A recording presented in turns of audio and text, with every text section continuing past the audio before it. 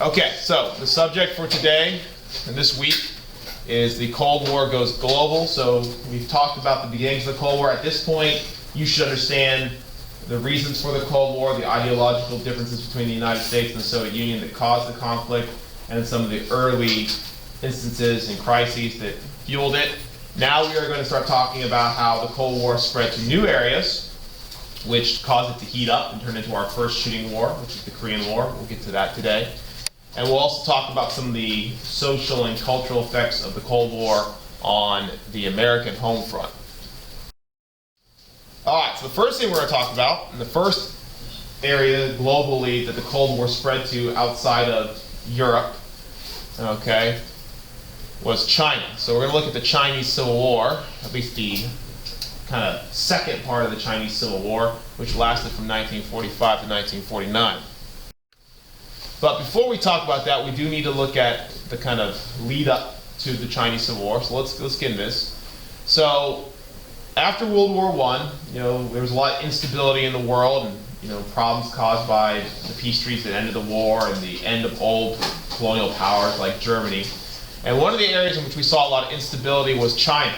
Okay, China during the interwar years was a very unstable place, and what we found in China was there were two major factions that were competing for control over that country. All right, there was a communist faction, and then there was a nationalist faction, as it was called. All right, so from 1927 to 1937, and even during World War II, sort of, there was a civil war raging in China between these two groups for overall control of China itself. And during this time period, it seemed as though the nationalists, the anti-communist forces, kind of had taken the lead in the war. They had the most popular support, they had gained the most territory, but all that is eventually going to change. Now, when the Japanese invaded China as a whole after the Manchurian crisis, right? So you had the Manchurian crisis, and later you had the overall Japanese invasion of China. The two factions in China, the nationalists and the communists, for the duration of World War II, and remember World War II essentially started for them in 1937 when the Japanese came in. For the duration of World War II, they largely put aside their differences. Now, they didn't exactly work together. These two groups hated each other, the two respective leaders. On the left there you have Mao Zedong, who was the leader of the communist forces, and then you have Chiang Kai-shek, who was the leader of the nationalist forces on the right. Now, these guys did not like each other, they had been at war with one another, but they did come to a kind of an agreement that during World War II, they would focus most of their efforts at defending China against their common enemy, the Japanese. So during World War II, the Chinese Civil War, for the most part, ceases. There are some instances in which there is conflict between the two groups, and they do maneuver for position and territory and kind of play political games. But for the most part, they were fighting the Japanese, so the war was on hold. However, it actually turns out that the war against the Japanese actually ends up benefiting the communists. During World War II, the communists, they resorted to guerrilla tactics, and they ended up defending a lot of Japanese territory, or excuse me, a lot of Chinese territory against Japan. And this won a lot of support and sympathy from the Chinese, particularly the northern farmers who were being hit hard by the war. So actually, when over the course of World War II, we actually see the communists, they come out of World War II in a stronger position than they went in. So it's debatable that the communist forces in China might not have won if it had not been for the problems created during World War II. Now, not long after World War II ended, the fighting in China resumed between the nationalists and the communists. At this point, you can see, this map kind of points it out, that the communists controlled, their biggest stronghold was in the north, the nationalists were in the south. But you can see with each year, going deeper and deeper into the conflict, we can actually see the communist forces were pushing further and further south. That map actually breaks down the territory taken by the communists each year. Okay, you can see the arrows in the direction it's spreading. So the nationalists were actually gradually being eroded away because the Chinese had the support amongst the majority of the peasant farming class, which was the majority of China, particularly those in the north, and they were using these tactics that had won their support. All right, so just this chart kind of breaks down some of the details that you might need to know about the two sides. You should already be familiar with this from last year. So, of course, we have the Nationalists there. You see them. Okay, these would have been the anti-communist forces. Their leader, Chiang Kai-shek, or Jiang Jiechi, same person. They were based out of mostly southern China.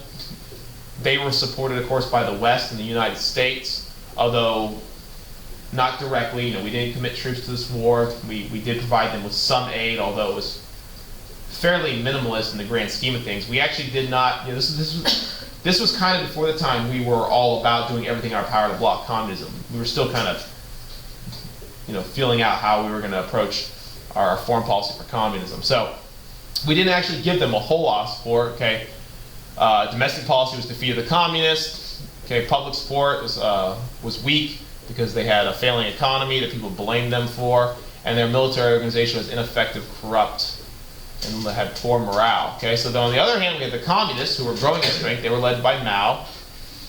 All right, Mao Zedong. They were based out of northern China. They had support from the Soviet Union, obviously, because this would have facilitated the spread of communism. Their domestic policy was national liberation, the establishment of a communist state. They had strong public support because they favored land reform. One of the big deals about communism was it promised to break up large estates, land, and redistribute the land more equitably to the peasant farming class. So communism is always very attractive to the poor because it promises to kind of elevate their status at the expense of the rich. All right, so that's what those land reform policies would be. And of course, their military organization was very experienced, motivated, and had early on in the war been based on guerrilla tactics, which proved very effective against the Nationalists and against the Japanese during World War II. So anyways, those were your two opposing sides. You had the Nationalists, and then you had the Communists. Now, you probably already know how this is going to turn out. All right, and that's fine. But it's very important to still know these details about the Nationalists and, of course, know about Chiang Kai-shek, because just because the Nationalists are going to be defeated, spoiler, right, they are going to be important. And they're actually going to end up forming an independent country that still exists today. Okay, so as I said, the winner was Mao, the communists. The communists end up winning the war. Okay, so between 1945 and 1949, the Chinese Civil War rages. And then in 1949, after being pushed all the way back to the southern region of China, the Nationalists retreat. Okay, and they basically give up China, mainland China, to the communists. So the communists won. So what became of the Nationalists? Well, the Nationalists, they retreated to the island of Taiwan, which they then declared to be the only true and independent representation of China, which they called the Republic of China. All right. So the Nationalists, they have never, even to this day, they never did concede defeat. Okay, and they never have relinquished what they believe is their rightful ownership of mainland China. Okay? But the reality is whoever controls mainland China really is the ones who are in control of it. So what we actually have is we actually have two Chinas. We have a two China situation, and it actually still endures today, although you don't hear it referred to as two Chinas, but it is. Okay? So in mainland China, where you had the communists, you had the People's Republic of China, which is the communist one, the big one. Right? And then you had the Republic of China, which was the island of Taiwan, where the Nationalists established their government under the leadership of Chiang Kai-shek. And actually today, just to give you some kind of idea of what the situation is now, today we still have this situation where you have mainland China, you have Taiwan. They are both technically fully functioning independent countries. However, both still claim each other's territory as their own. The People's Republic of China claims Taiwan is rightfully theirs, okay, and Taiwan claims that mainland China is also rightfully theirs. So we actually, for this period of time, we actually have two China, which is going to cause a lot of problems because the West, the United States, we are going to refuse to recognize the People's Republic of China. We're going to basically pretend like they don't exist, okay? And we're going to ignore them for a large chunk of the Cold War. And we're only going to deal with Taiwan. So this little tiny island is going to be the only representation of China at least in the West's eyes, because we didn't want to recognize a country that had fallen to communism by force. Okay, so that's a very important thing that we're going to eventually talk about later during the Nixon years. All right, so UN recognition and U.S. recognition was given to Taiwan, but not to the People's Republic of China. So that means mainland China, one of the most populous countries in the world, was not even recognized in the United Nations, which of course angered the Soviets greatly because, you know, it weakened the power of communism as this global movement. All right, now, the fears. Did you get that email? I have not seen any email yet.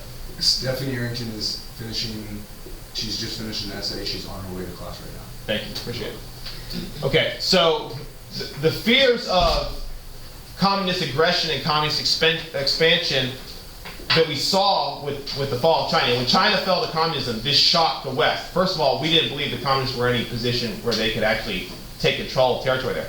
But now we actually saw China itself, communist China, was now being aggressive and also looking to be expansionist. And this only played right into the Western fears that communism was an ideology based on aggressive expansion, right? So in 1950, China, the People's Republic of China, the communist one, invaded Tibet, which was a region bordering them, and that had declared itself to be independent of China itself.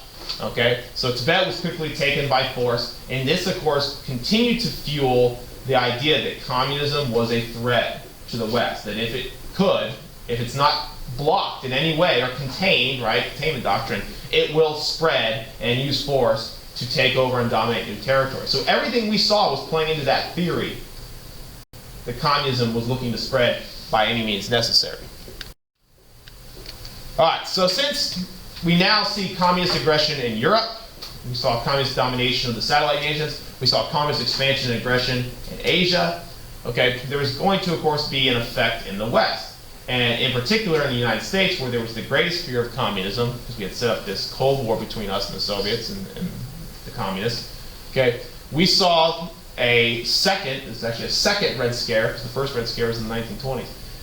A second Red Scare developed during the late 1940s and early 1950s, in which the fear of communism reached just epic levels in the United States. There was mass hysteria, and people were terrified that communism was everywhere and out to get them.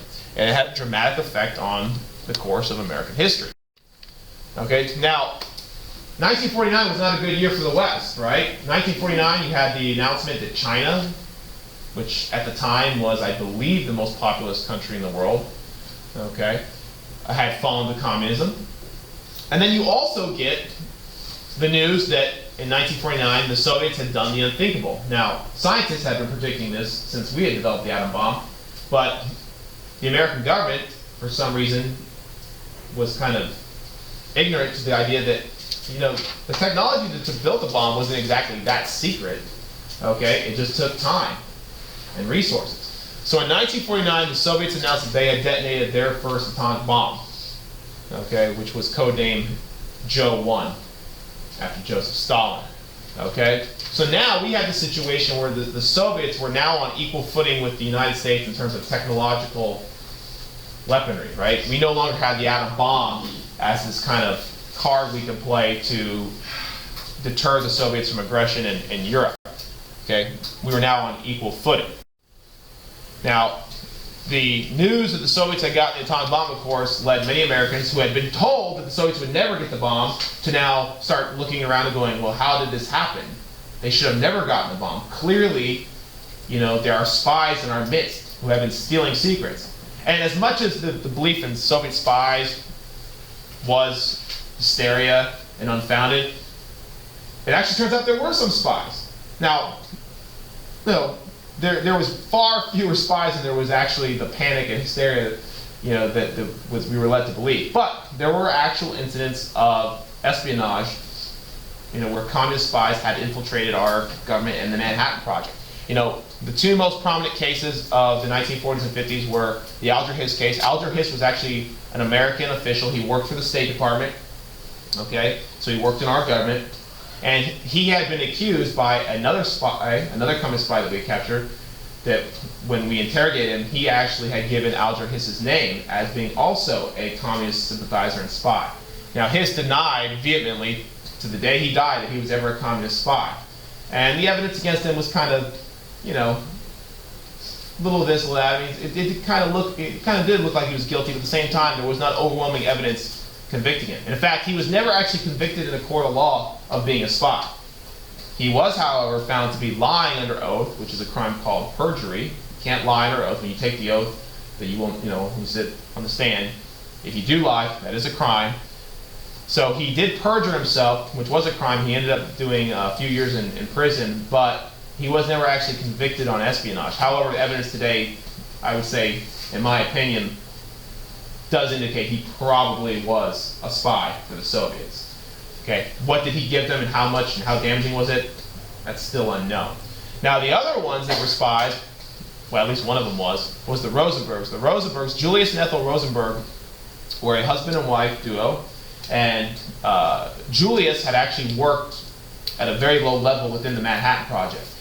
And, once again, information came to light that, possibly the Rosenbergs had been passing off atomic secrets to the Soviets. And when we investigated it, put them on trial, both Ethel and Julius were convicted of espionage for the Soviets. Okay? And they were both eventually executed. Unlike Alger Hiss, they were found guilty of spying, which is a capital offense in the United States, in most cases. And they were both put to death in the electric chair. Now, once again, in hindsight, we've gone back and looked. It's fairly clear that Julius Rosenberg was spying. We do believe he did deliver some schematics on the atomic bomb to the Soviets. However, we're not so sure about Ethel Rosenberg. But chances are she was largely aware of her husband's activities. And so if that was the case, she could also be guilty by association. Okay, sit in the back there and finish it up. All right, so the announcement the Soviets had the bomb, the announcement that there were spies, this led Americans to go into panic mode and began suspecting that there were communist spies and sympathizers everywhere. So, in Congress, House of Representatives, a congressional body was formed called HUAC, or the House Un-American Activities Committee. HUAC's purpose was to seek out and investigate communist subversion in the U.S. government, U.S. life. Okay? So HUAC investigated, any kind of involvement of communism or anti-American activities, okay, in American life. And, HUAC kind of became the investigative body that sought to uncover communist spies. All right? So HUAC was looking everywhere for communism because we had been led to believe that it was everywhere. And for a lot of Americans, of course, this is the 1950s and television was new, okay? Many Americans, of course, bought into this and were led to believe that communism was everywhere and was threatening our way of life. So you could actually see televised HUAC trials, because, of course, television was now a thing. And, of course, the very famous line that was repeated over and over again was, someone would be called up to testify who was a suspected communist, and they would be asked, are you now or have you ever been a member of the Communist Party? Because even your past dealings, even if you were a member of the Communist Party during the Great Depression when communism was actually a very popular thing and there was, over 1 million people registered as Communist Party members, okay, that could get you in trouble. Because if you had communist sympathies, maybe that also meant that you were anti-American or you supported the Soviet Union. All right, so this was a very dark time in American history in terms of anyone who disagreed with the established American government. Because unlike today, where you can have any view you want, okay, and not be punished for those views, in those days that wasn't necessarily true. You could be punished. Okay, so one of the great examples of this was in Hollywood, right? It was suspected that in Hollywood you had a lot of left-leaning people who might also harbor communist sympathies, and there was this kind of idea floating around that communist directors and producers and actors had infiltrated Hollywood and they were using their power to produce movies that had kind of communist, ideology in that maybe even there was subliminal messages. This is actually something they said. They actually believe there might have been subliminal communist messages there to brainwash Americans to turn communist. And of course, this is all completely ridiculous. But in the hysteria of the 1950s, it all of a sudden became believable. So when some of these members of Hollywood were called up before HUAC to testify. Many of them found the whole ordeal to be distasteful. They said, this is ridiculous, this is America. And whether I am or not a communist, I have my right to my own thoughts and my own opinions and feelings. I can't punish that. So many of them refused to testify. When they were called to testify before HUAC, a lot of them, when HUAC asked them, do you know anyone who might be a communist?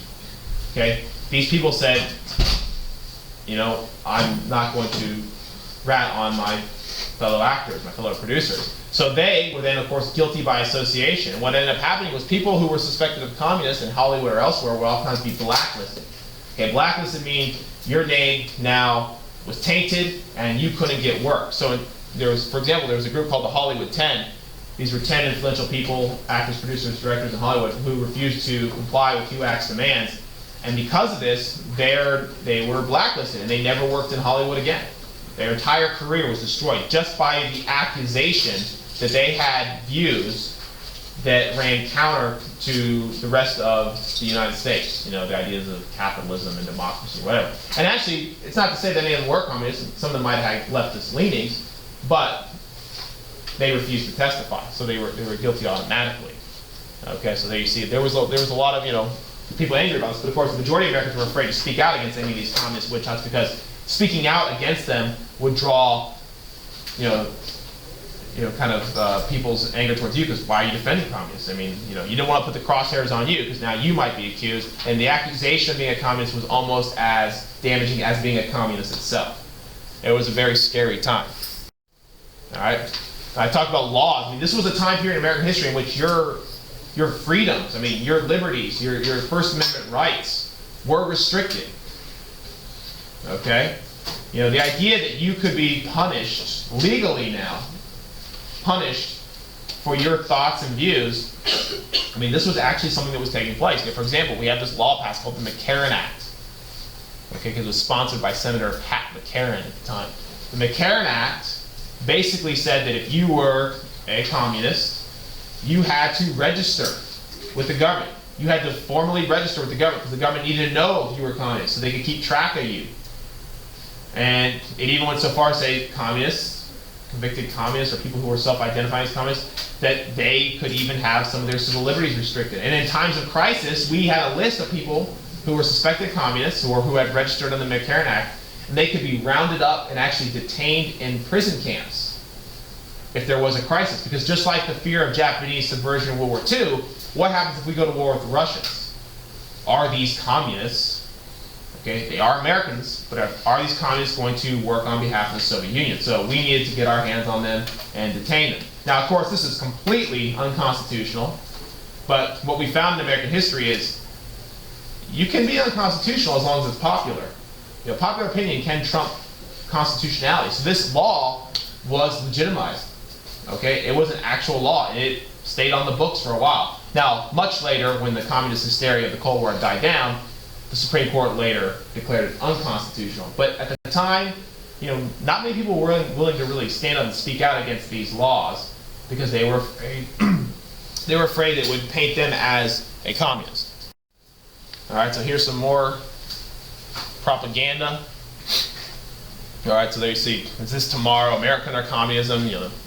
American flames, you have these communist agents attacking Americans. I don't even know how that would be a thing, like where the Soviets just going to march into the country and start punching people. It's kind of ridiculous. And red channels, this is a pamphlet that had information on communist influence in radio and television. So the idea that, once again, communists were infiltrating our media so that they could spread their ideas and brainwash Americans. And it's comical to look at today. You have to understand, the majority of Americans bought into this stuff. We were much more naive people. And the idea, today, I was just thinking about this yesterday. The idea today, today people are so skeptical. We're almost too cynical and skeptical. Today no one believes anything. Everything that happens, oh, it's a conspiracy. The government did it because they're trying to do this. And it's really actually gone out of control to the point where people just won't accept anything the government says. But this was a different time. In the 1950s, the idea that the government would mislead you or lie to you, that was almost unthinkable. Think about this. This was a time before we had learned about the realities of the Cold War. This is before the Vietnam War, which lies really were told and people became aware of. This is before Watergate, where a president could actually be involved in a scandal at that level. Americans were a much more trusting and naive people, okay? And all of those scandals and the subsequent scandals have kind of changed us to the day. Now we're the complete opposite. No longer are we just overwhelmingly trusting. Now we have this overwhelming distrust of everything. So it's hard for us to believe this stuff now, but this was the reality of the 1950s. All right, one of the guys who was responsible for this, you guys should remember this guy's name, I hope, so I shouldn't have to say too much, was Senator Joseph McCarthy. McCarthy, he was not a member of HUAC, by the way. That is a very common misconception. Even textbooks will sometimes write that McCarthy was a member of HUAC. But why would he not be a member of HUAC? It's right up there. He's a senator, right? HUAC was the House. Okay, two different bodies. He did the same thing, though. Okay, McCarthy kind of was this zealot who decided to make it his personal cause to seek out communism everywhere. Okay, because he realized very quickly that one of the surefire ways to get power is to tell people that they're being attacked by some hostile foreign source, and that the only person who can protect you against these dangerous forces is yourself. Okay, some kind of demagogue or some kind of leader or whatever. And that's what McCarthy was. McCarthy was kind of a relatively unknown politician, and then he realized by championing the cause, against communism, he could gain popular support. And by basically lying, going before the American public and declaring that he had knowledge, he had actual evidence that there were hundreds, if not thousands of communist spies and supporters in the American government, and that he had knowledge of it. By saying that, Americans said, okay, this guy's looking to protect us. Let's, buy into what he's saying. He became a very powerful man in America. And he made a lot of unfounded accusations against innocent people. He destroyed their lives and their careers in the name of himself getting more popular support and power. And many Americans bought into this, and also many Americans who didn't buy into it were too fearful to speak, because to speak out against McCarthy would also turn his attention towards you. He was so powerful that he could destroy you with a simple allegation. His famous tactic was he would go up before Congress and stand up and hold in his hand a piece of paper. He'd say, in my hand, like an envelope, he'd say, there's a list of 500 known communist supporters working in the American State Department. And of course everyone would gasp and go, oh my God, it's true, they're everywhere. Except for he never presented any actual evidence. Oh, he would name names every once in a while, but never showed a list. Okay, he would call people before the Senate, he would bully them, interrogate them, and he became so abusive that we even have a tactic now, we have a vocabulary term we still use today called McCarthyism. McCarthyism actually comes from this. McCarthyism is the idea of making unfounded allegations against someone.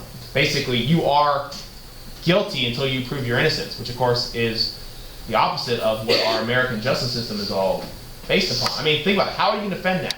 That system. I'm saying you're guilty. Okay, you're guilty.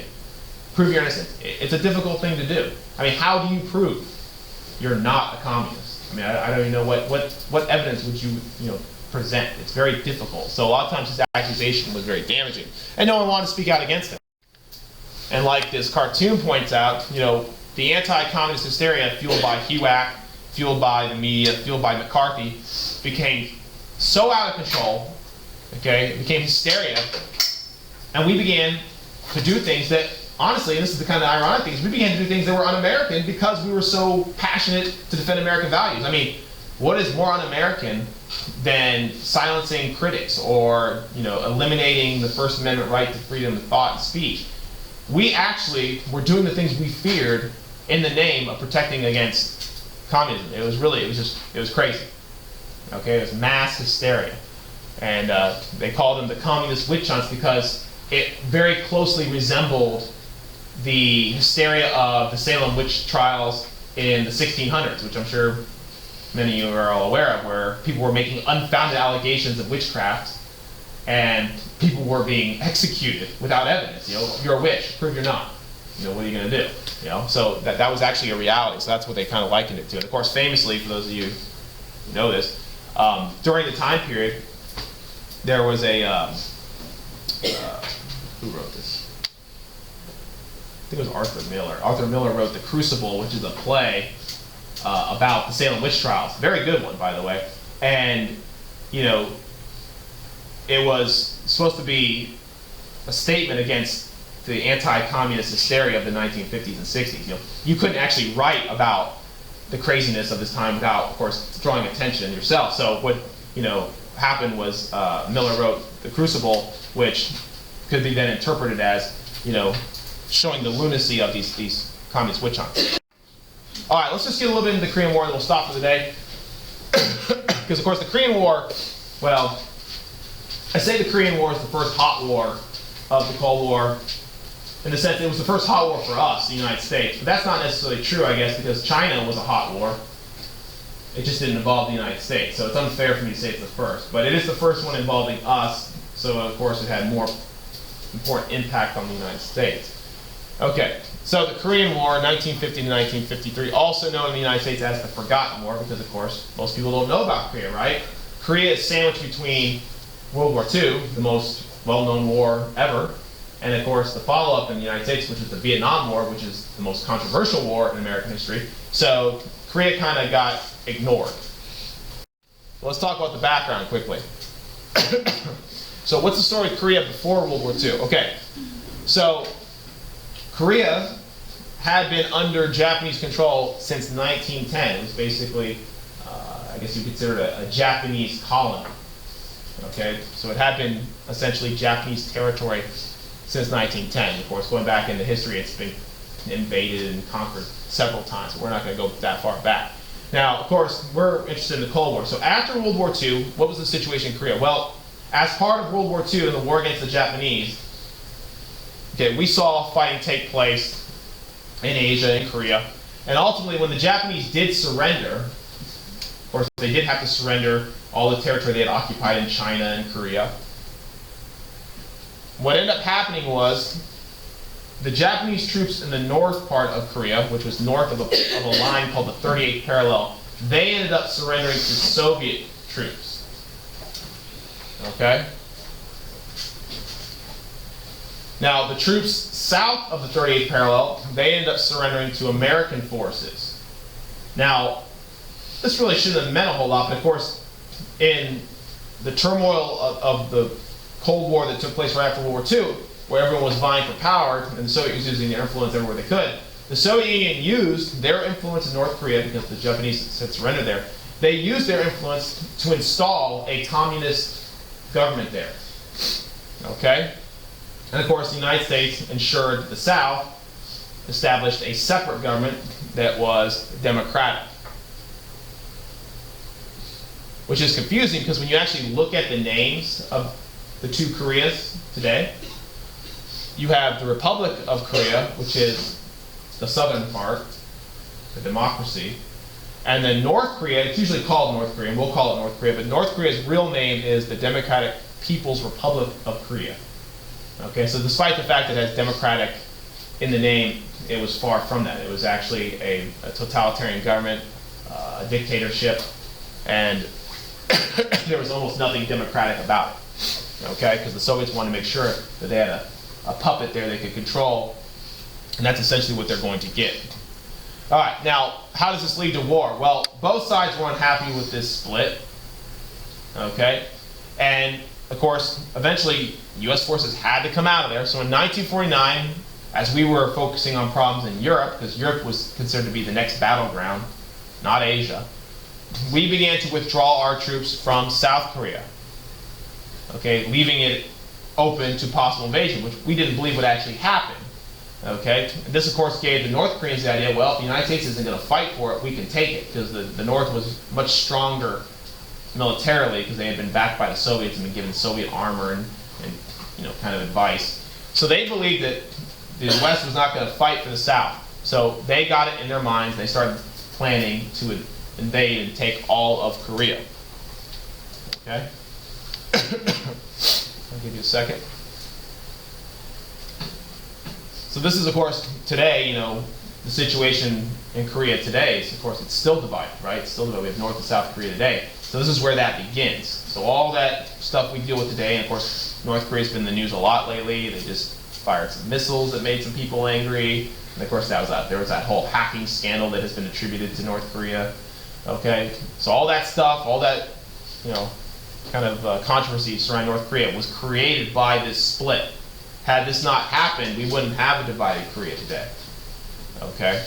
But of course, there's a war also that's to be fought in between. All right, so what we had was we had two governments, we had two leaders. I'm going to give you their names. So the guy that the U.S. put in place or helped prop up in the South was a guy by the name of Syngman Rhee. Okay, so he was the leader of South Korea. And then in the North, we had the glorious leader Kim Il-sung, who is the grandfather of North Korea's current leader, Kim Jong-un. Okay? So what you have in North Korea is you have a dynasty, okay? A dictatorship, right? Kim Il-sung ruled. He then, of course, transferred power to his son, Kim Jong-il. And then when he died, Kim Jong-il died, what, 2-3 years ago, something like that?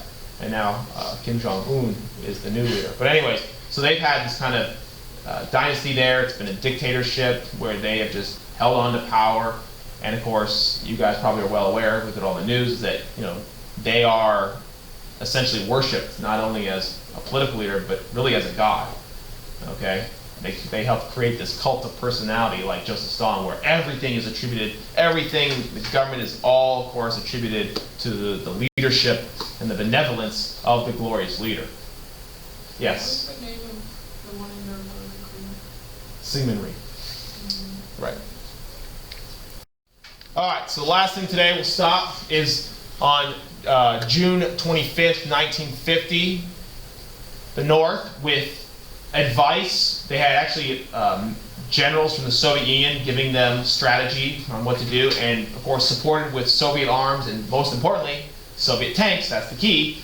Okay, the North launched their surprise invasion of the South. They crossed the 38th parallel, supported by Soviet-made artillery and Soviet-made tanks, and they very quickly overwhelmed the South Korean forces, who were no match, okay, for the Soviet weaponry. They did not have any armor or any anti-armor weaponry that could slow the tanks down. So very quickly we saw South Korean forces driven back, the capital Seoul was taken, and things were not looking very good for South Korea. So this, of course, meant the dilemma: communist aggression, expansion, another democratic state getting ready to fall. The question is, what is to be done? So the decision is, of course, going to come up in the United Nations, because the United Nations is now, a new body that's designed to keep the peace. What is going to happen? Will the United States get involved? So all these questions will be answered tomorrow. Cliffhanger, right? Who will win? Okay, so when the Korean War began, okay, this kind of played into some of the ideas that we had seen, being discussed previously. We talked about George Kennan, his interpretation the Soviets were expansionists, that communism was looking to expand, and we talked a little bit about the containment doctrine. So really, the Korean War would be the first time the United States would actually be tested in terms of would they actually be able to follow through with the containment doctrine. Up to this point, all the communist aggression we had seen had largely gone unchecked. So what we're going to see is in Korea, the United States is going to take an active role in trying to block the spread of communism, and it has a lot to do with that idea of containment doctrine and George Kennan, but it also has to do with another theory called domino theory, which is kind of related to what Kennan said. Domino theory was the idea that if left unchecked, communism, would seek to spread, and it would infect one country and then spread to neighboring countries, and this continuous kind of expansion of communism. So we had already lost China. Okay, China had already fallen to communism right under our noses, and of course President Truman had been heavily criticized for not doing more there. And now it was looking like the entire Korean peninsula was going to fall to communism. And if Korea fell, who knows what's going to happen next? With Vietnam, which we're going to later talk about, Vietnam and Laos and Cambodia, so on and so forth. Okay, would there be this domino effect where communism would now sweep through all of Southeast Asia, and of course give communism a greater stranglehold there? So, anyways, domino theory and containment doctrine are going to be the primary reasons why the United States intervenes in Korea. All right. Now, it wasn't just the United States. This was, of course, a great opportunity for the newly established United Nations to do something. So the issue when, of course, North Korea invaded South Korea obviously petitioned to the UN and said, look, this is a prime example of an aggressor using aggression to take what they want, not using diplomacy. So South Korea petitioned to the UN, and of course the UN heard their case, and then of course the UN Security Council, which really, when you get down to it, the UN Security Council is the true power behind the UN. The UN Security Council held a meeting and they voted. And the vote was to decide, should the UN actively do something in this conflict? And of course, the UN Security Council voted in favor of putting together a coalition of forces to go to South Korea and help defend the South Koreans from the attack by the North Koreans. Now, some of you might remember when we talked about the formation of the UN the other day. Okay, one of the permanent members on the UN Security Council was the Soviet Union. And of course, it would have been in the Soviet Union's best interest to veto this decision. All members of the UN Security Council have veto power, which means they alone can block any action. So how is it possible the UN Security Council could vote in favor of doing something in Korea, despite the fact that the Soviets there had veto power? Does anyone know? No one knows? I told you this last year. Okay? The Soviet Union representative in the UN Security Council was absent that day. The Soviets were protesting the fact that the UN refused to recognize the People's Republic of China. And in protest, they had withheld their ambassador. So because the Soviet ambassador was not there that day, he could not vote against action. He couldn't use his veto power.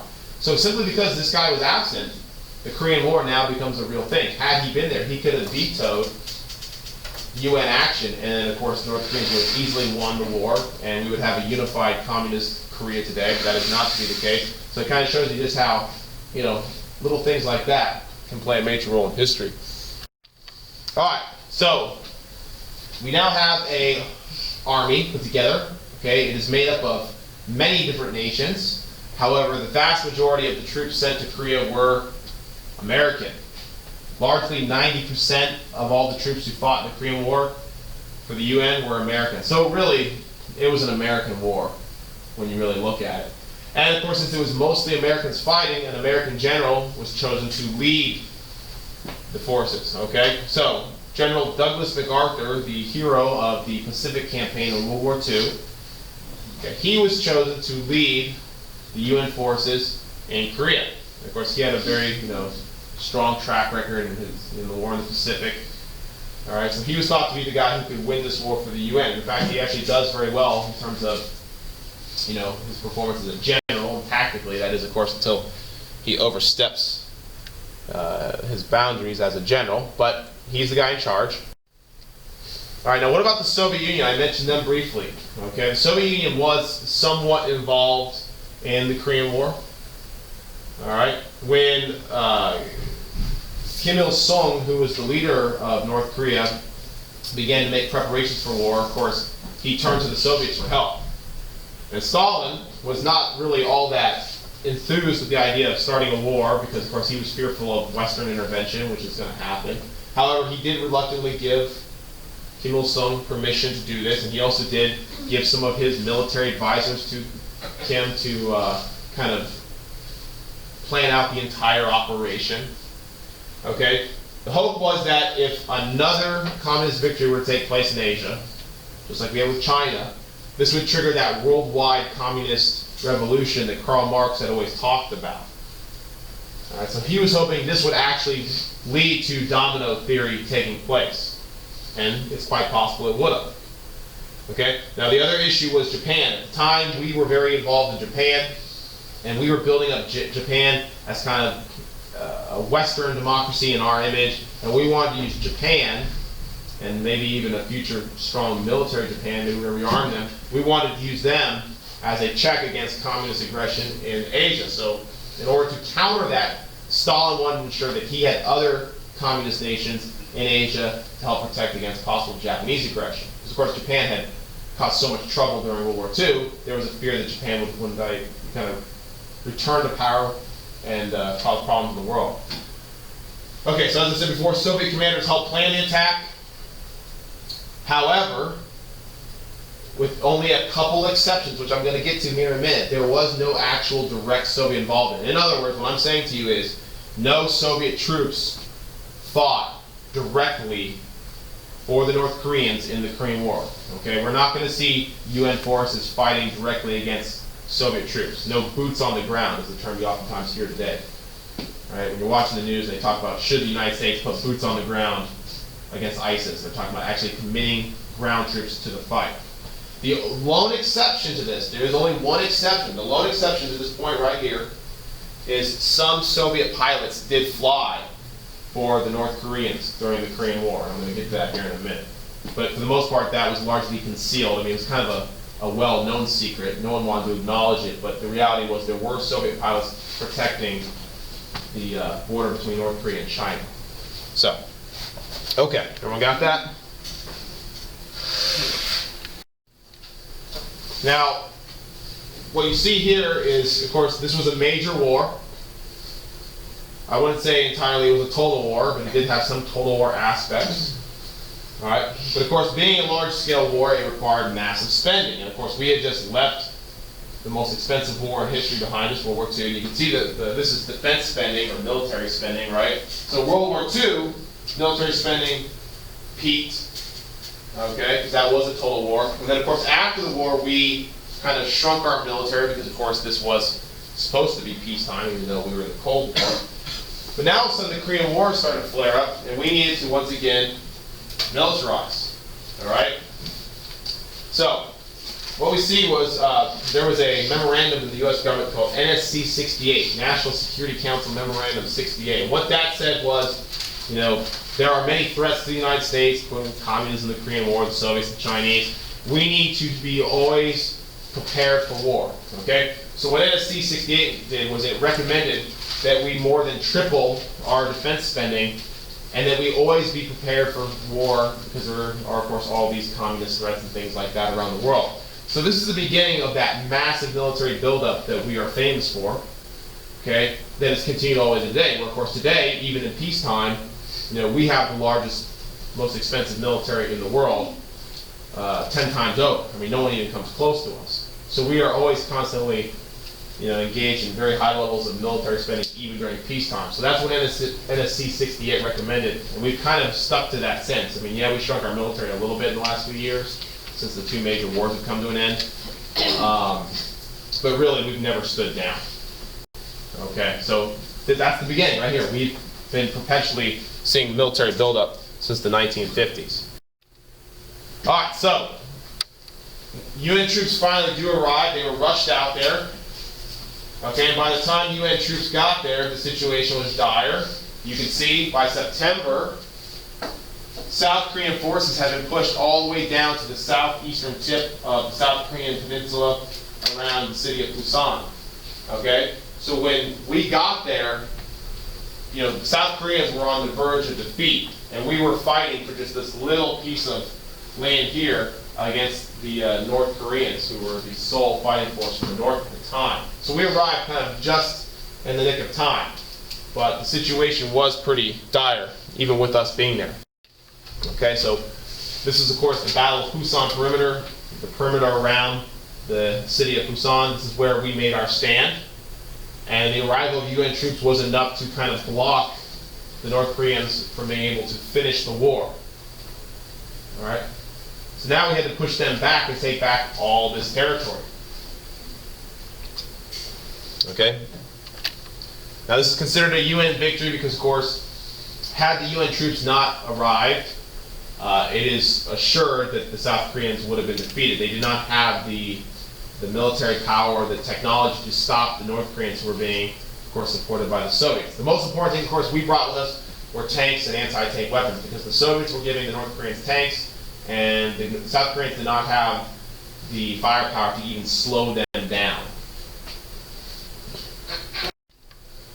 All right, now, the most bold move of the entire war, and it was very successful, and one of the greatest moves of his career, is MacArthur, not content to just hold back defensively, he launched a counterattack. And what he did was bold moves. He launched a counterattack, an amphibious invasion behind enemy lines, okay, because of course the UN troops were all here, He launched an amphibious invasion behind the North Korean lines and attacked at a place called Incheon.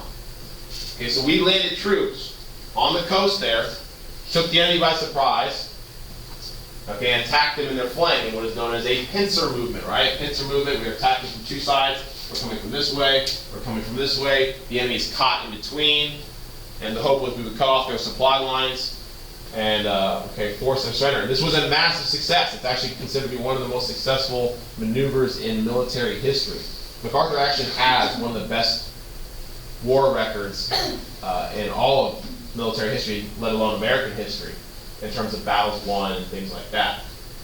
Doesn't mean he's the greatest general of all time. We're about to see in a minute he had a lot of problems, but he was very successful. In fact, it was so successful, we ran the North Koreans not only back out of South Korean territory, but now we began to push them not only back across the 38th parallel, but back into their own territory. And it actually looked like the whole purpose of the war was to defend South Korea. All of a sudden, the war now took on a new purpose. We thought, well, heck, not only can we defend South Korea, why don't we just take the whole thing? I mean, why don't we just destroy the communist forces and claim all of Korea, okay, for the South? Settle the problem once and for all. So this kind of plan was looking like it was about to backfire for the North Koreans. They were looking like they were not only going to fail in their attack, but they were going to lose their entire country. Now, this is where things got really problematic. As we pushed the North Koreans back closer and closer to their border with China, the Yalu River right here. The Yalu River is the border that separates North Korea with China. The Chinese started to get a little nervous because now they were fearful that there was going to be this Western democracy kind of on their border, threatening them at any moment. And of course, the Chinese were communists as well, and this was seen as a war against communism. So the Chinese were starting to get really, really nervous here. All right, so there's a picture from the Battle of Incheon. That's actually, you can see, those are U.S. Marines being landed at the beach. Okay, so it was kind of a Normandy-style invasion. You know, we talk about how difficult amphibious operations are. Actually, landing troops by sea and then having to fight up the beach. Okay, so that's them actually climbing over the seawall there at Incheon. But it worked. It was massive success. So it's a UN victory. So I'm just giving you a couple battles. You know, there's not really any massive turning point battles in this war. I mean, this is as close as it gets. It's not like World War II where you have Midway, Normandy, the Bulge. Okay, this war kind of eventually grinds to a stalemate. So I'm giving you a couple, so that if you need to use them to answer your essay question on the exam or whatever, you have those. All right. So as I mentioned, this is a turning point as well. Okay. So with the North Koreans now on the verge of defeat, the Chinese, fearful of their border now being exposed, they decide to get into the action. And this was a surprise to everyone. No one really knew this was coming. This was not like it was planned out. It wasn't like Stalin and Mao got together and said, hey, you want to do this thing together? They just kind of did it on their own. So very quietly, the Chinese now launched an offensive across their border to bolster the North Korean defenses and drive back the UN forces. And of course, the Chinese, one thing that they had lots of was manpower.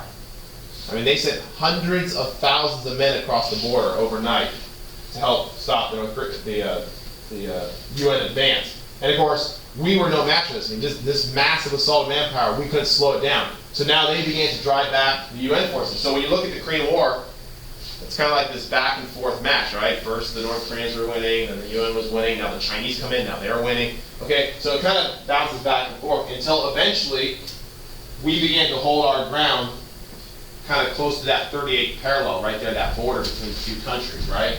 And that's where the battle line eventually kind of ground to a halt. And there it pretty much remained for the duration of the war as it kind of turned into this stalemate, okay, where lots of people died, but no one really went anywhere. And you can actually see when the war does end in 1953, well, it doesn't end, the war's still going on actually technically. When the armistice is signed in 1953, that black line there actually represents where the fighting had stabilized. So no one really got anywhere. I mean, the fighting really accomplished nothing. You know, all these people died, but no real significant land gains were made. All right, let's talk a little about the warfare. What role did armor play in the Korean War? Well, initially it played an important role. When the North Koreans rolled in with the Soviet-made tanks, that was the kind of deciding factor, that the reason why they were winning. But when the Americans arrived, and UN forces arrived with their tanks and their anti-tank weapons, we were able to slow, okay, the North Korean advance. So, would tanks make a pivotal, would they play a pivotal role in the outcome of the war? Not really. Okay, once both sides had adequate armor, tanks never really, unlike World War II where tanks were by far probably the most significant ground weapon of the war, tanks in the Korean War didn't make all that big a difference because of the nature of Korea. Korea is a very mountainous country. It is not hospitable to armor and vehicles, and it's also, during the winter, a very cold country, which also played a lot of, a very big role in terms of the breakdown of machinery and armor. So, unlike in World War II, tanks were not as pivotal a role in that war. Now, air power was a pivotal variable. Okay, you can see there a couple things you know about the Korean War. It was the first war in which both sides deployed jet aircraft, with the exception of Germany at the end of World War II. Remember, they introduced the first jet fighter. Right? You guys remember that? Messerschmitt 262. This is the first war. Now, everyone, by the way, we stole that technology from the Germans, so that's where we got it. And of course, the Russians did the same thing. So this is the first one in which you saw both sides were fielding jet aircraft. Okay, F-86 Sabre for the Americans. Of course, the Soviets are going to have the MiG. We're going to look at that in a minute. And of course, we were also utilizing long-range heavy bombers like the B-29 Super Fortress, which we could then drop tons of ordnance on the enemy and wipe out their defensive structures. The B-29 was a very devastating weapon. It flew at a very high altitude, could drop a very large payload, and it's believed that we killed hundreds of thousands of North Koreans and Chinese. I mean, the death toll is certainly over 1 million. Okay, but how much of that is attributed to the B-29, we don't know. But anyways, very devastating weapon. I mean, the question becomes, was the Korean War a total war? Yes and no. It was a total war if you were a North Korean, because it felt like one, right? Everything was being thrown at you, civilians were being targeted. But for Americans, it wasn't a total war. It was being fought on foreign soil. We didn't have to mobilize the entire economy for war. So it really is debatable, was it a total war? Yes, for some of the fighting, forces, but not for the Americans. All right, also the first war in which we saw helicopter technology. Helicopter technology was introduced. Now, helicopters weren't like we have today. They weren't used in a combat role, really. Helicopters were mostly used for transportation, evacuation of the wounded. Anyone ever seen the television show MASH? The movie MASH? You guys at least know MASH? Okay, everyone's like, oh, MASH, that's about the Vietnam War. No, it's actually about Korea. It all takes place in Korea. And of course, you've seen MASH. They always show the helicopters flying in with the wounded people, right? So the big, really, advantage of the helicopter was being able to evacuate wounded people quickly, get them care. So more people survived wounds that in previous wars they would have died from, because now you had a quick way to medevac them out. So helicopters pretty important in that regard. Not as a combat role. That'll take place in Vietnam. All right, I mentioned the Soviets. Okay, the Soviets also kind of changed the course of the warfare when they gave the North Koreans jet fighter technology, the MiG-15, as a Soviet-made swept-wing design jet fighter, state of the art. Debatable which side had the best jet fighter. Okay, so we're not going to try and say, but it was a very well-equipped fighter jet.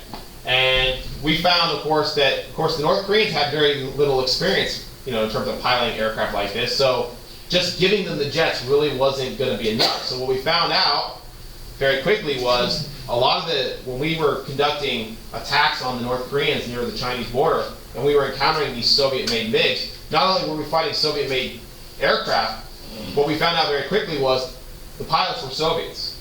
Now this was all done top secret because of course the Soviet Union could never acknowledge they were fighting directly against Americans, because that would of course make it a Russian-American war, which would then lead to total Armageddon, right, a nuclear war. So this was all done top secret. However, it was a very well-known secret, right? Everyone kind of knew this was going on because of course we were monitoring their radio traffic, and even though the Soviets were told to maintain radio silence, or they were taught some basic Korean to talk in Korean. Of course, when you're in the middle of a dogfight and you're getting shot at, you're going to start talking in your native language to your other fellow pilots. So they start talking in Russian. So we very quickly realized, okay, these guys are Russians. But the United States also didn't want to acknowledge they were Russians, because we didn't want to acknowledge we were shooting Russians either, because we didn't want World War III. So everyone knew we were fighting Russians, but no one wanted to say it. So this is all top secret until later in the war. Okay? Most of the fighting between the aircraft, Americans and Russians, took place in a place called MiG Alley. MiG Alley was this area located along the border with China. And that's where the Soviets were sending their pilots. What they were trying to do is they were trying to stop the war from spreading into China and causing a greater war. Because the war spreads into China, now we're threatening the Soviet border. We threaten the Soviet border, the Soviets are going to have to do something, which might require the use of nuclear weapons. So Mig Alley was a place where we saw the first jet versus jet dogfighting in world history. Okay? And it's also the last great war where we saw kind of massive dogfights like World War II. We're not going to ever see that again after this war because we haven't had any wars in which the two sides have had air power that's even comparable. It's going to be very one-sided, right? All right, so this shows you Soviet involvement. Madeline Walker to guidance, please. Okay. Thank you. Okay, what about naval power? Was naval power an important factor in this war? What do you think? Anyone have any thoughts? Yes or no? It seems like it because of the amphibious landing. Okay, you're right. Early on, the amphibious landing. But what about when the war kind of stabilized, you think? Not so much, right? It was a ground war. Naval power was not a factor, you know. The blockade was really not really necessary. It wasn't necessary. We had a blockade, but what's the point? Where could they get all their supplies from? Did they have to get their supplies by sea, the North Koreans? Where could they get them from? China, right? Their northern border. So what's the point of a blockade? It didn't really play a factor. Were there massive naval engagements? No. There were almost no naval engagements whatsoever. So naval power really wasn't a major factor. We don't have any significant naval battles like we had in World War II. The only role that Navy forces played was as support for ground forces, like naval artillery, bombardment, like you see the ship here firing its big guns. That could be used to support ground forces. They could fire the big guns to support the infantry in their advance. But naval power not really a big deal in the Korean War. So don't, if you ever get a question about the significance of naval power in a war, don't write about the Korean War. You've got nothing to talk about. Didn't the U.S. have a fleet protecting Taiwan at that point, or was that later? Well, we sent fleets to Taiwan when the Chinese kind of threatened it. So yes, we had, I think it was the 7th Fleet. But yes, but no actual combat. Because if you think about it, if we actually start shooting the Chinese, they're going to invade Taiwan. No one wanted that. The Cold War was really tricky because people always go, well, could we have done this? Well, yeah, we could have done a lot of things. But it was also kind of a game of chicken. It's like, well, we want to defeat our enemies, but we also don't want to tick off the entire communist world. So we had, the saying you hear time and time again during the Cold War is the United States fought with one hand tied behind its back. We absolutely did. We played with rules because the rules were what stopped the wars from turning into nuclear wars. So very difficult time. All right, what about the atomic bomb? We had it, right? We had the atomic bomb. We used it in World War II. Should we use it here? Well, we all know, I hope you all know already, that we didn't. Remember, I already told you, the atomic bomb's only been used how many times in history in warfare? Twice, against the Japanese. It's never been used again. We've tested a heck of a lot of bombs, but we've never dropped any more bombs on combatants. But here's the thing. We live in 2015 where we now have had 60 plus years of treating the atomic bomb as this weapon that cannot be used, right? We don't even think about it as being a possibility because we have all this history. But think about this.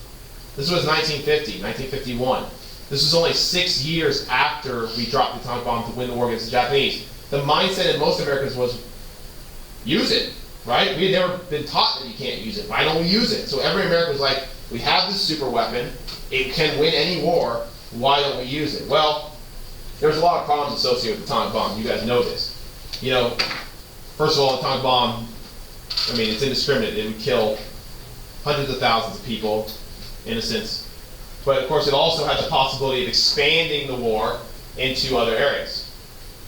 Okay, so we were very reluctant to use the atomic bomb because we were fearful that it might turn this war into a bigger war, that the Chinese might become more involved, the Soviets might become involved, they would use their atomic bombs. Because in what year did the Soviets get their atomic bomb? Anyone know?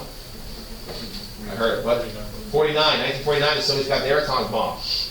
Okay, so this is no longer a weapon that we are the only ones who possess. Now, it's debatable. If the Soviets didn't have the atomic bomb, would we might have been more inclined to use it in Korea? Possibly.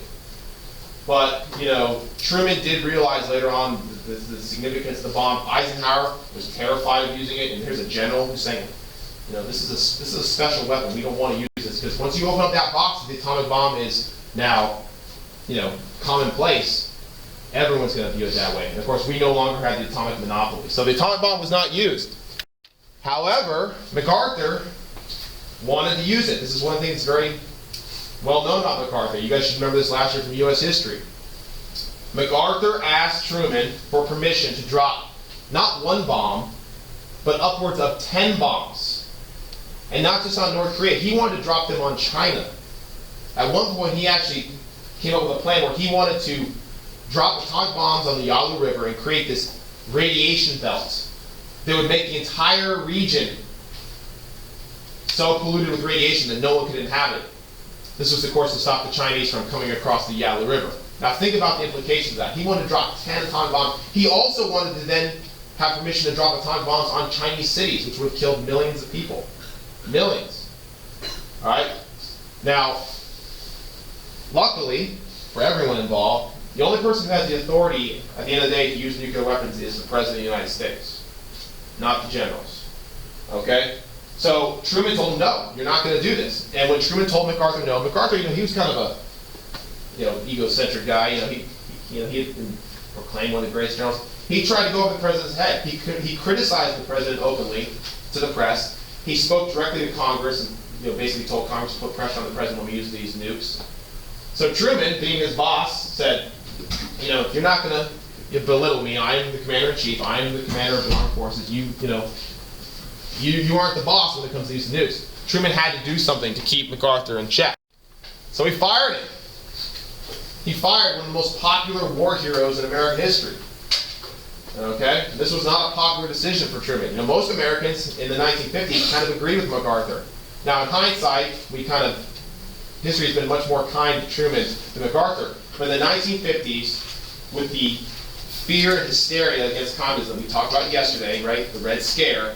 Many Americans said we should do everything in our power to eliminate communism, including the use of nuclear weapons. So when Truman fired MacArthur, this was a huge story. And most Americans actually sided with MacArthur and blamed Truman. And by the way, I'll tell you about Truman.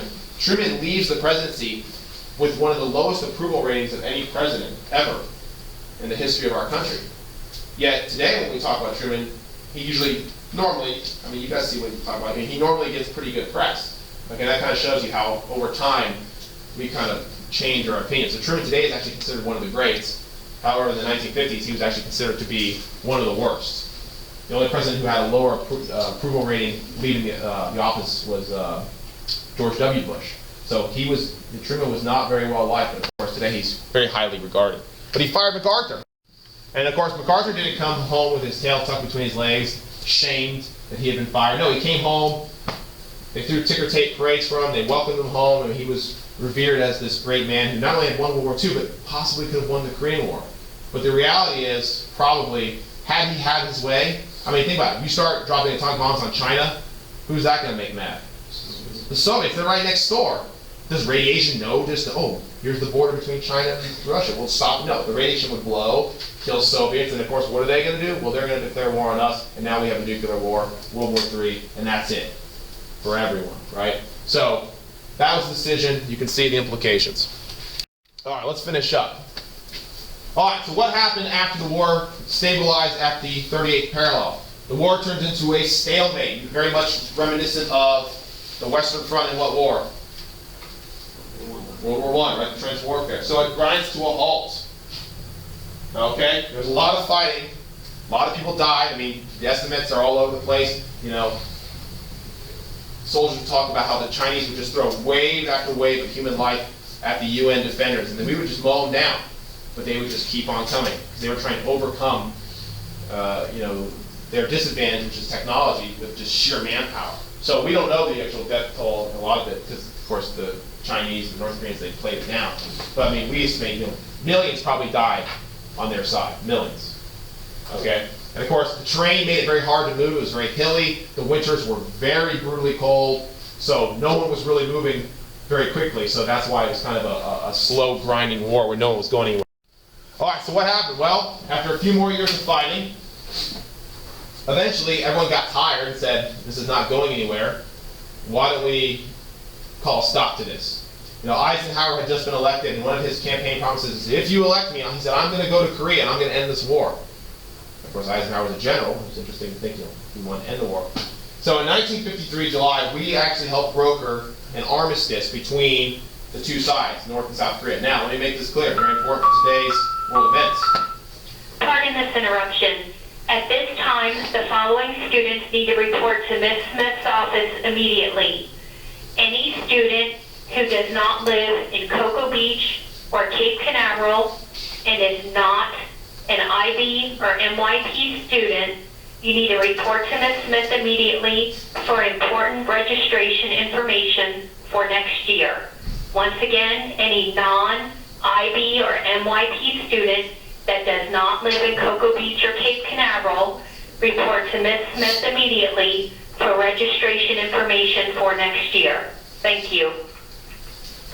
Okay, so here's the deal, and this is why it's relevant today, and make sure you get this, because we're talking about current events more, and we'll probably be talking about North Korea before the end of the year.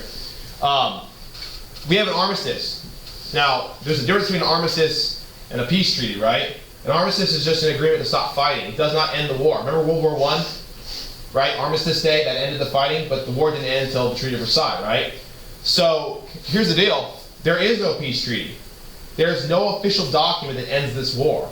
So today, the situation in Korea is this. North Korea and South Korea are still in a state of war. It is an inactive state of war, but they are actually still at war with one another, which is why that border, which I mentioned yesterday, I think, is such a tense place. You can go see the DMZ, the demilitarized zone, the border, but what you have is on both sides, you have both sides lined up with all their military forces, they have landmines, they have artillery, because this thing could heat up at any moment. And of course, at least once a year something happens that causes tensions to flare, right? Just the other week, last week, the North Koreans, they launched some rockets, to test the rockets, which is really a sign of intimidation. And of course, the U.S. and the South Koreans, every year we also do these war games where we practice in case there's a war, and of course the North Koreans don't like that. So it's very tense, and it can heat up any moment, but it's been basically in a state of inactivity for, 60 years.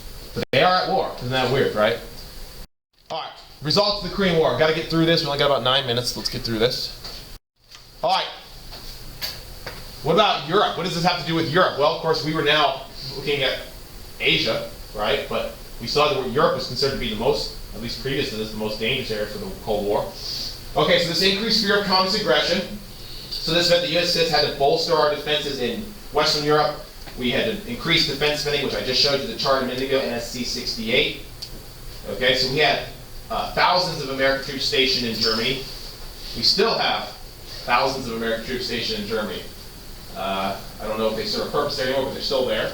NSC 68 recommendation, triple the defense budget. I already showed you the graph, so you already know that. Land forces strengthened, it's kind of the same thing up there. NATO now expanded to include 2 more countries, Greece and Turkey, which we had, of course, prevented from falling into communism with the Truman Doctrine and the Marshall Plan. You guys remember that from last week? And we also admitted West Germany, which is now a country, right? We accepted that Germany was going to be split permanently. West Germany is going to become its own country. We armed them, which of course we were rearming Germany just 6-7 years after World War II. But now they were on our side. At least the western part was. The eastern part was, of course, living behind the Iron Curtain, dominated by the Soviet Union, right? So that is how kind of stuff changed in Europe. And, they're not directly connected to the Korean War, but certainly the overall fear of communist aggression right there in our head when we think, okay, we got to get ready. This is just the beginning. We believed all communist activity was a monolithic movement. We believed the Soviet Union was in the back. Stalin was this puppet, or he was the master of all these puppet countries, and he's telling them all what to do. Mao, Kim Il-sung.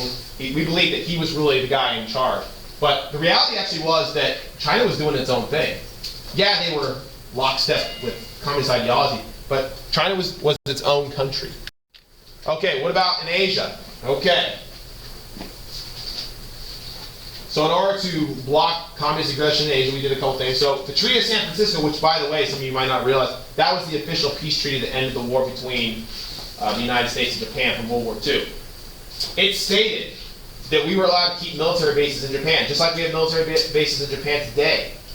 Remember, we wrote the Japanese Constitution. It's called the MacArthur Constitution because it was partially written by General MacArthur. Right? Okay, what else? We supported Taiwan. Stephanie, you were just asking, about were we? Yes, we were. We were supporting Taiwan. Of course, we were trying to protect Taiwan against attack by the People's Republic of China. And by the way, I mentioned this yesterday, we only recognized Taiwan as China up until 1971. So until 1971, we pretended like the People's Republic of China, 1 billion people, just didn't exist. We didn't even acknowledge their existence until Nixon, through détente, which you learned about last year, opened that up, which was a brilliant move on his part.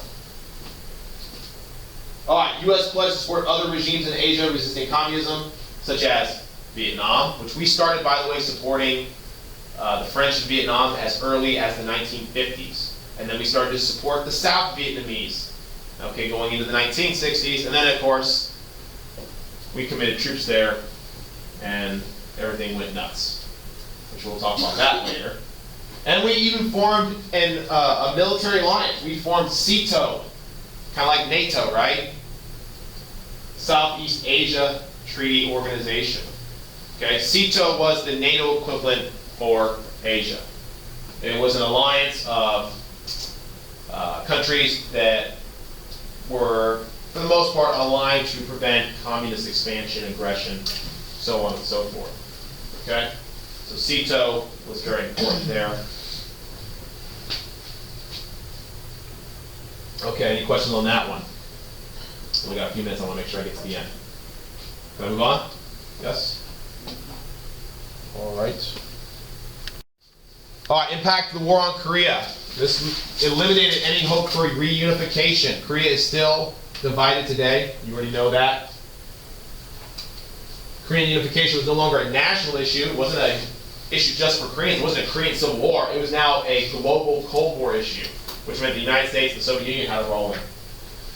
Okay, North Korea remained under communist rule as it exists today. North Korea is one of the only communist states left in the world.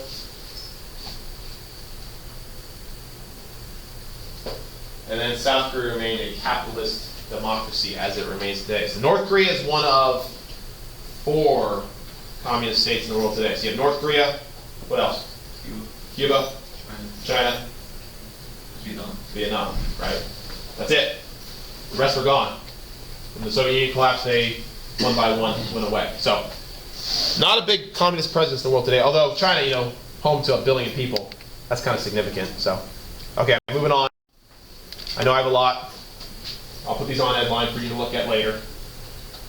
All right, what about the impact of the war on China and Southeast Asia? I'm just going to go through these quick. Chinese power grew. Of course, China is now regarded as a military power because of their performance in the war.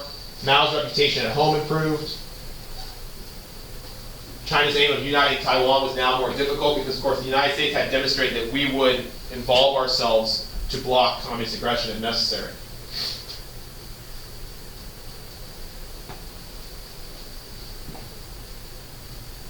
All right, Stalin's lack of assistance made Mao less likely to look for future Soviet approval. This actually is going to be important later because Mao and the Soviets are going to go their own way because they don't think they can trust each other to support each other in war. And in the future U.S. perception that all communist movements were monolithic, I just mentioned that a minute ago. We believe that all communism stemmed from the Soviet Union. That is actually false. It was a misconception by the American government in the 1950s. But it also increased the likelihood that we would intervene in the event of communist aggression. So we had now basically tied ourselves, and anywhere communism spreads, we're going to fight, which is a pretty bold policy because it means we could get pulled into a lot of wars, what were called brush fire wars. Brush fire wars are these small little conflicts that we felt like if we didn't get involved with, they would spread and cause all kinds of destruction like a brush fire would. Okay? I'll give you a moment to finish that up.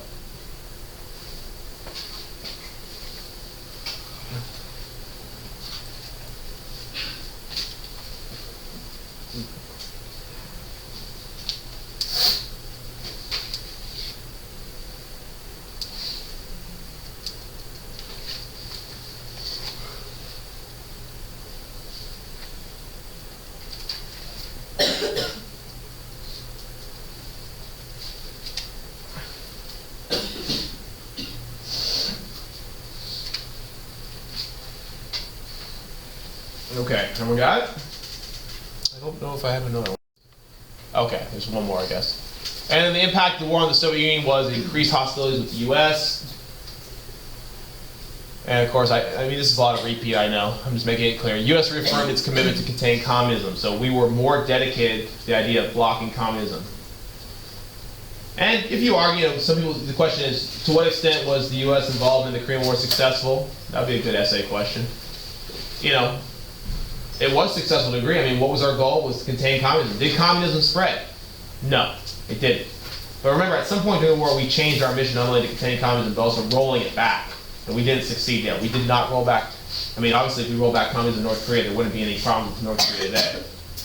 Right? We wouldn't have the issues that we're having. So anyways. Okay. I'm out of time. I think that might have been my last slide. Can't remember. So we'll stop there. Any questions? All good? All right. So you guys, I'm not going to be here tomorrow. Containment agent.